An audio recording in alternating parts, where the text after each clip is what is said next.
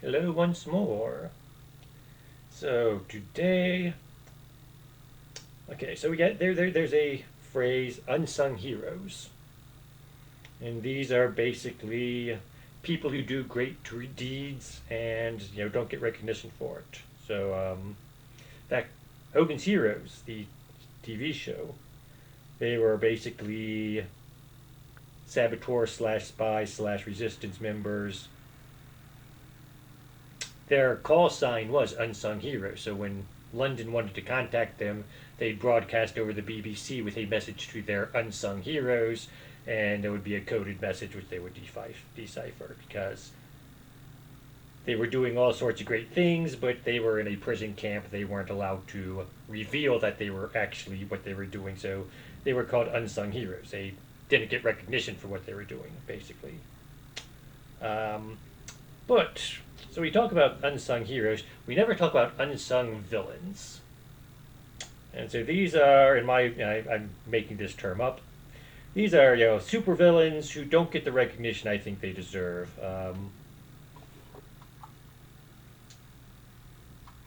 This is all my opinion, of course. A lot of people disagree with me because again they don't get the recognition they deserve because people don't think they're as great as they are. So I'm just going to talk about some unsung, what I consider unsung villains. Now the first one is actually fairly well known, and most people say, wait a second, he's not unsung. This is Harvey Dent, or Two-Face from Batman. And modern day Harvey Dent people like. But the original Harvey Dent, he was sort of looked at as a sort of just gimmicky character. He robbed the Second National Bank, or all of his crimes had something to do with two, basically. And so he was looked at. He's too gimmicky. People didn't like him. Blah blah blah blah blah.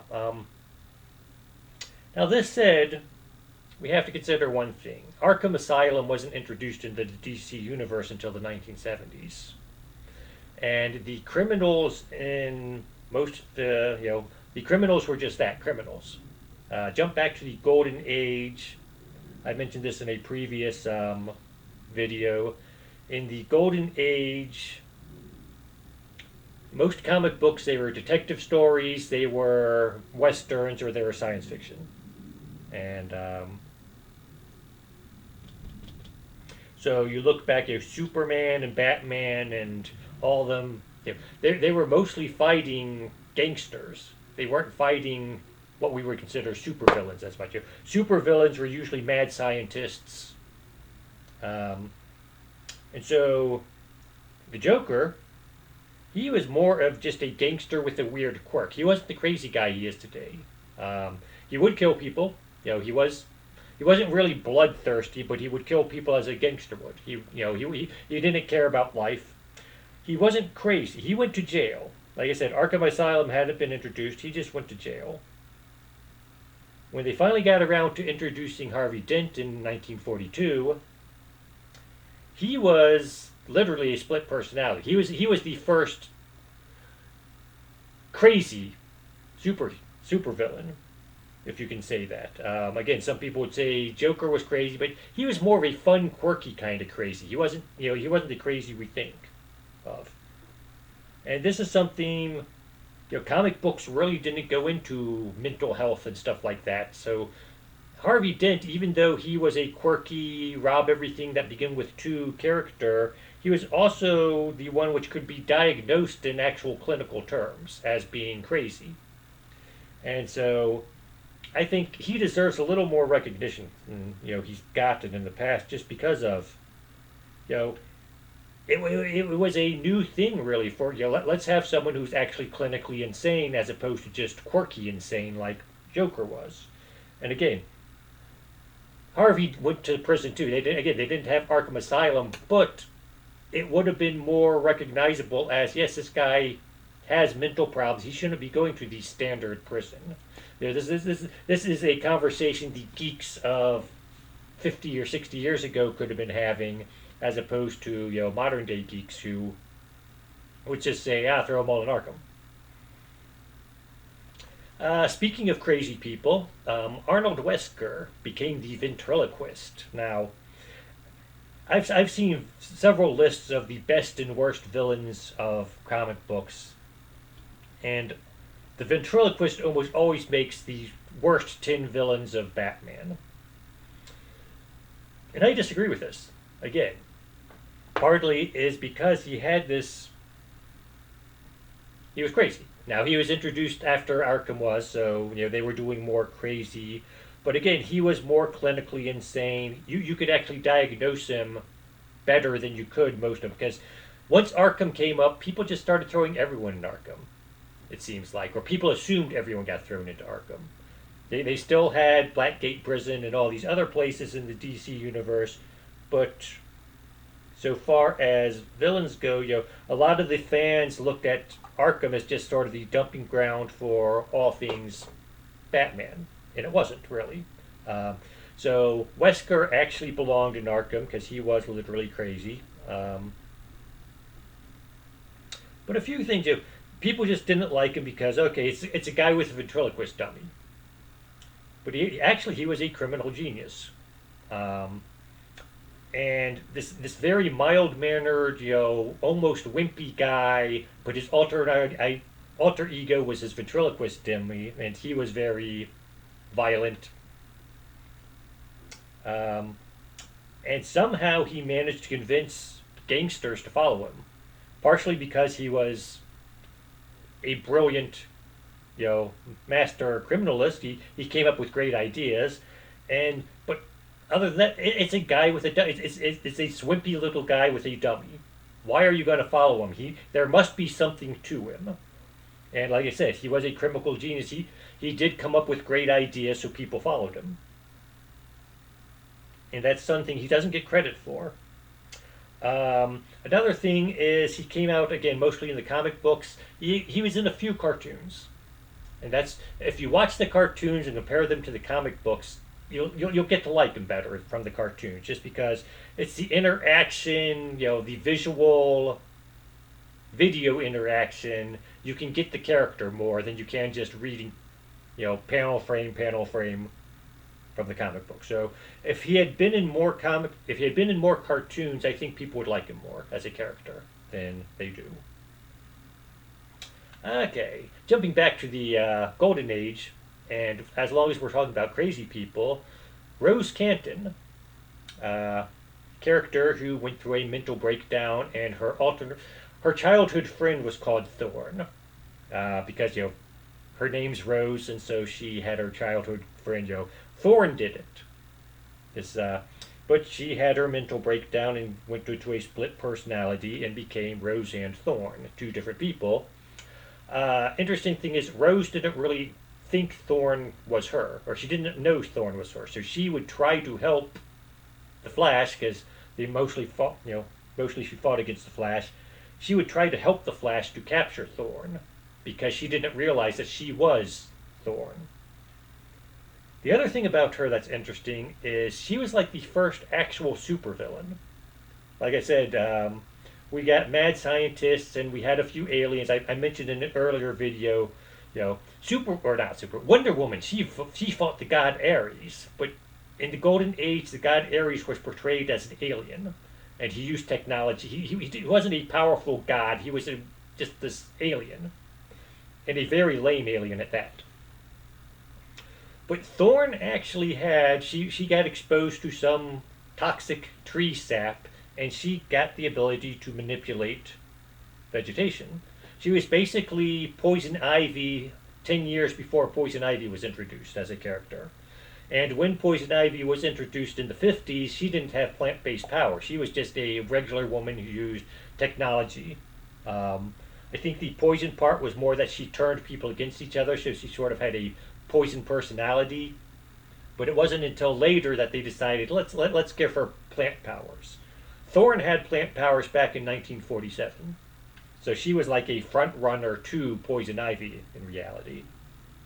And this is again Golden Age. They actually had her reform, and she married the Golden Age Green Lantern and had children. And so she's been mainly forgotten by modern people just because she wasn't really she stopped being a villain and the character eventually died, I think. Although her children became heroes, but that's another story altogether. So a lot of people don't even remember she existed. Interesting character idea, though. And again, possibly the first villain from the Golden Age who actually had what can be considered superpowers, I think, was Thorn. I could be wrong. Now then, jump forward into the Silver Age, and Bizarro was introduced. Now, Bizarro, basically a scientist, invented a duplicating ray, but it made imperfect copies, and someone shot Superman with it, and so Bizarro came out. And the original Bizarro, he was really just an incompetent Superman, basically. He had superpowers, he had all of Superman's powers, but he was incompetent because he was an imperfect copy. Interesting thing about Bizarro is, so they didn't just make him incompetent; they almost made him mentally handicapped Superman. Basically, he wasn't too bright. He had, but um, in fact, modern day, if they had made Bizarro in the modern day, people would be protesting him because they would say he's making fun of the mentally handicapped. Um, what I also like about him was he really wasn't he wasn't a villain really. He wanted to do good. He wanted to emulate Superman, but he just kept getting it wrong. And so it was really sort of a break from regular crime fighting. Silver Age, they started introducing actual supervillains, but at the same time, a lot of the people Superman was fighting were still gangsters or just mad scientists with extra gimmicks. He did fight, they introduced not Bizarro, but Brainiac and other supervillain type characters, but he was also still doing a lot of the old Golden Age style villains, gangsters and such. So Bizarro wanted to do good. It was like Superman needs a break from the run of the mill stuff he's doing. Let's bring Bizarro back in. And instead of having to defeat him, because Superman realized he isn't evil, he's just mistaken or misguided. You had to find a way to outmaneuver Bizarro in order to just get him to stop doing his bad stuff.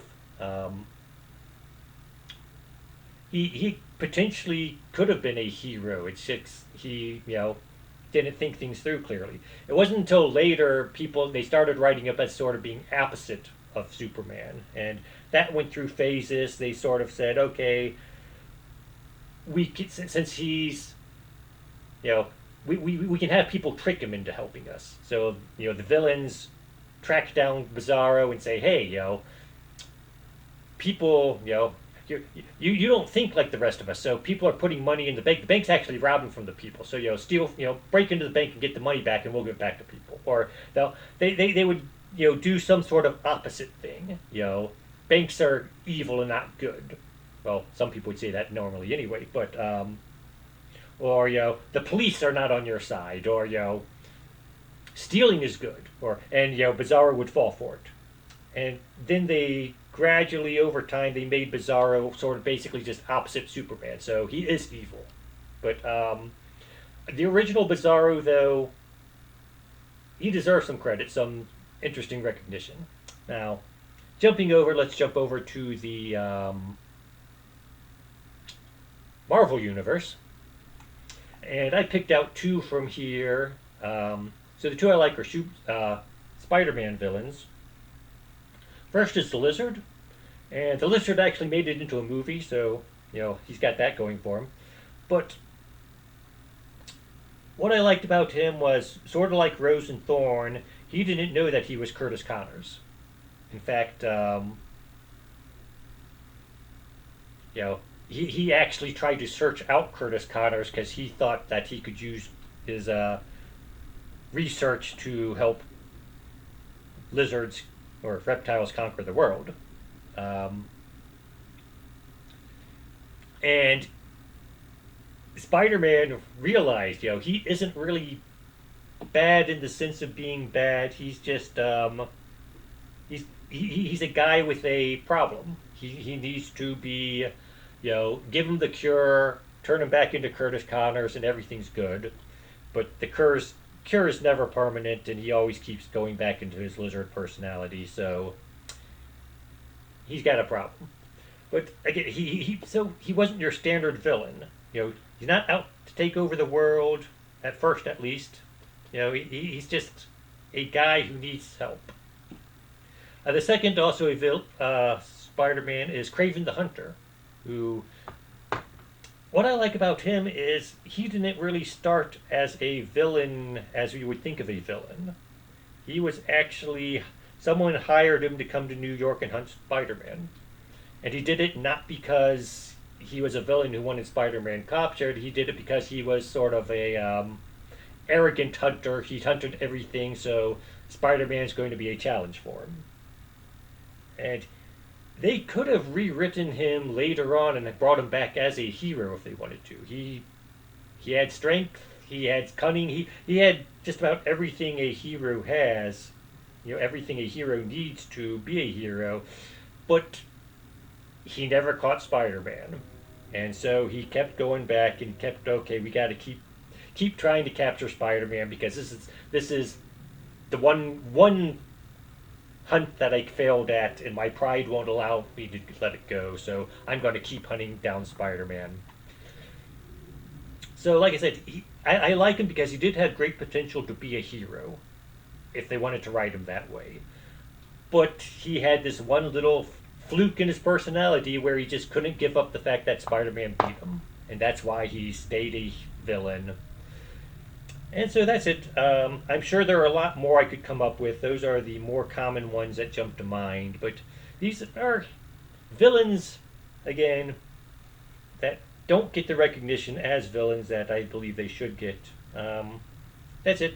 I'm sure you can think of more. I'm sure people will disagree with me, but like I said, this is all my opinion. And other than that, have a good day, citizens.